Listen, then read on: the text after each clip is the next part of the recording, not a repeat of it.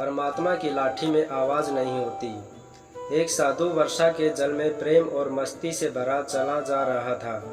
इस दौरान उसने एक मिठाई की दुकान को देखा, जहां एक कढ़ाई में गर्म दूध उबाला जा रहा था, तो मौसम के हिसाब से दूसरी कढ़ाई में गर्मा गर्म जलेबियां तैयार हो रही थी।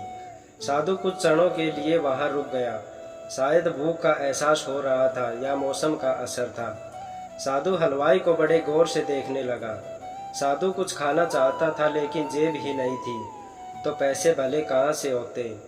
साधु कुछ पल हाथ सेकने के बाद चला ही जाना चाहता था कि नेक दिल हलवाई से रहा न गया और एक प्याला गरम दूध और कुछ जलेबियां साधु को दे दी।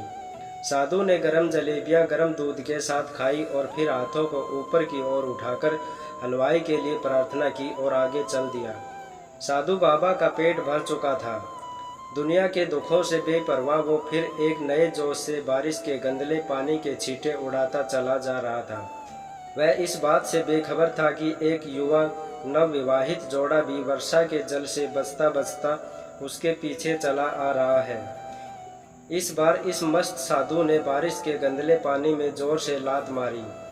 बारिश का पानी उड़ता हुआ सीधा पीछे आने वाली युवती के कपड़ों को भिगो गया और उस युवती के कीमती कपड़े कीचड़ से लथपथ हो गए। उसके युवा पति से यह बात बर्दाश्त नहीं हुई, इसलिए वह आस्तीन चढ़ाकर आगे बढ़ा और साधु के कपड़ों को पकड़कर खींचने लगा और कहने लगा, अंधा है, तुमको नजर नहीं आता। तेरी हरकत की वजह से मेरी पत्नी के कपड़े गीले हो गए हैं और कीचड़ से भर गए हैं। साधु हक्का बक्का सा खड़ा था, जबकि इस युवा को साधु का चुप रहना नाखुशगवार गुजर रहा था। महिला ने आगे बढ़कर युवा के हाथों से साधु को छुड़ाना भी चाहा, लेकिन युवा की आंखों से निकलती नफरत की चिंगारी देख वह भी पीछे खिसकने पर मजबूर हो गई। राह चलते राहगीर भी उदासीनता से यह सब दृश्य देख रहे थे, लेकिन युवा के गुस्से को देखकर किसी में इतनी हिम्मत नहीं हुई कि उसे रोक पाते और आखिर जवानी के नशे में चूर इस युवक ने एक जोरदार थप्पड़ साधु के चेहरे पर जड़ दिया। बूढ़ा साधु थप्पड़ की ताब ना झेलता हुआ लड़खड़ाता हुआ कीचड़ में जा गिरा। युवक ने जब साधु को नीचे गिरते देखा तो मुस्कुराते हुए वहां से चल दिया। बूढ़े साधु ने आकाश की ओर देखा और उसके होठों से निकला, वाह मेरे भगवान, कभी गरम दूध जलेबियां और कभी गरम थप्पड़, लेकिन तू जो चाहे मुझे भी वही पसंद है। यह कहता हुआ वह एक बार फिर अपने रास्ते पर चल दिया। दूसरी ओर वह युवा जोड़ा अपनी मस्ती को समर्पित अपनी मंजिल की ओर अग्रसर हो गया। थोड़ी ही दूर चलने के बाद वे एक मकान के सामने पहुंचकर रुक गए। वे अपने घर पहुंच गए थे।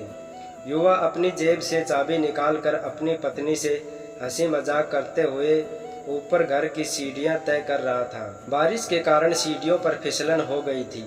अचानक युवा का पैर फिसल गया और वह सीढ़ियों से नीचे गिरने लगा। महिला ने शोर मचाकर लोगों का ध्यान पति की ओर आकर्षित करने लगी, जिसकी वजह से उसके संबंधी और दूसरे लोग तत्काल सहायता के लिए युवक की ओर लपके और अस्पताल ले गए। युवक का सिर फट गया था और कुछ ही देर में ज्यादा खून बहने लगा।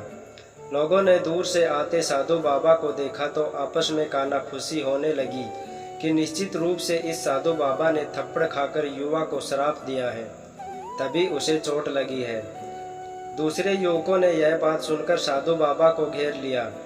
एक युवक कहने लगा कि आप कैसे भगवान के भक्त हैं जो केवल एक थप्पड़ के कारण युवा को श्राप दे बैठे। भगवान के भक्त में रोष व गुस्सा हरगिज नहीं होता। आप तो जरा सी असुविधा पर भी धैर्य न कर सके। साधु बाबा कहने लगा, भगवान की कसम, मैंने इस युवा को कोई श्राप नहीं दिया। अगर आपने श्राप नहीं दिया तो ऐसा नौजवान युवा सीढ़ियों से कैसे गिरा कि उसे इतनी गंभीर चोट आई। तब साधु बाबा ने दर्शकों से एक अनोखा सवाल किया, आप में से कोई इस सब घटना का चश्मदीद गवाह मौजूद है? एक युवक ने आगे बढ़कर कहा, हाँ, मैं इस घटना का चश्मदीद गवाह हूँ। साधु ने अगला सवाल किया, मेरे कदमों से जो कीचड़ उछला था, क्या उसने युवा के कपड़ों को दागी किया था? युवा बोला, नहीं, लेकिन महिला के कपड़े जरूर खराब हुए थे। साधु ने पूछा, फिर युवक ने मुझे क्यों मारा? युवक कहने लगा, क्योंकि वह युवा इस महिला का प्रेमी था और यह बर्दाश्त नहीं कर सका कि कोई उसके प्रेमी के कपड़ों को गंदा करे, इसलिए इस युवक ने आपको मारा। युवक की बात सुनकर साधु बाबा ने एक जोरदार ठहाका बुलंद किया और यह कहता हुआ वहाँ से विदा हो गया। तो भगवान की कसम, मैंने शराब कभी किसी को नहीं दिया, लेकिन कोई है जो मुझसे प्रेम रखता है। अगर उसका यार सहन नहीं कर सका तो मेरे यार प्रभु को कैसे बर्दाश्त होगा कि कोई मुझे मारे। मेरा यार इतना शक्तिशाली है कि दुनिया का बड़े से बड़ा राजा भी उसकी लाठी से डरता है। सच कहते हैं, उस परमात्मा की लाठी दिखती भी नहीं और आवाज़ भी नहीं करती, लेकिन जब पड़ती है तो बहुत दर्द देती है। अपने धन, यौवन और पद का अहंकार दूसरों को चोट पहुंचाने का कारण बनता है, किंतु जब समय का चक्कर हमारी तरफ घूमता है तो हमारे कष्टों का दौर शुरू हो जाता है। हमारे कर्म ही हमें उसकी लाठी से बचाते हैं। बस कर्म अच्छे होने चाहिए। किसी को भी चोट पहुंचाना खुद चोट खाने की तैयारी करना है। हमें अपने गलत कर्मों से डरना चाहिए, क्योंकि ईश्वर की लाठी में आवाज़ नहीं होती।